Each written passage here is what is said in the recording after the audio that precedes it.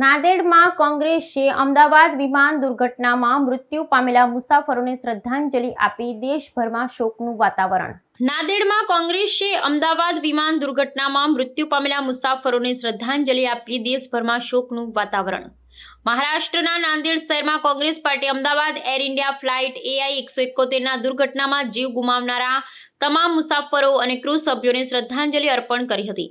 12 જૂન 2025ના રોજ થયેલી આ ભયાનક દુર્ઘટનામાં ગુજરાતના પૂર્વ મુખ્યમંત્રી વિજય રૂપાણી સહિત અનેક જાણીતા નેતાઓ અને સામાન્ય મુસાફરોના મૃત્યુ થયા હતા. દુર્ઘટનાની જાણ થતાં સમગ્ર દેશમાં શોકની લાગણી પ્રસરી ગઈ હતી અને વિવિધ રાજકીય પક્ષો અને સમાજના વિવિધ વર્ગોએ દુઃખ વ્યક્ત કર્યું હતું.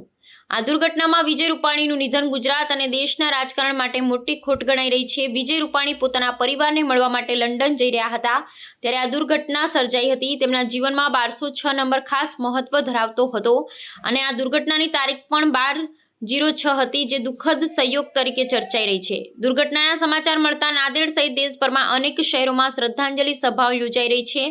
કોંગ્રેસના નેતાઓએ દુઃખ વ્યક્ત કરી જણાવ્યું કે આવા દુર્ઘટનામાં નિર્દોષ લોકોના જીવ જતા સમગ્ર દેશને આઘાત પહોંચ્યો છે.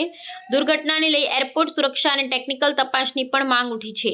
આ દુર્ઘટનાએ માત્ર ગુજરાત જ નહીં પરંતુ સમગ્ર દેશને હચમચાવી દીધો છે.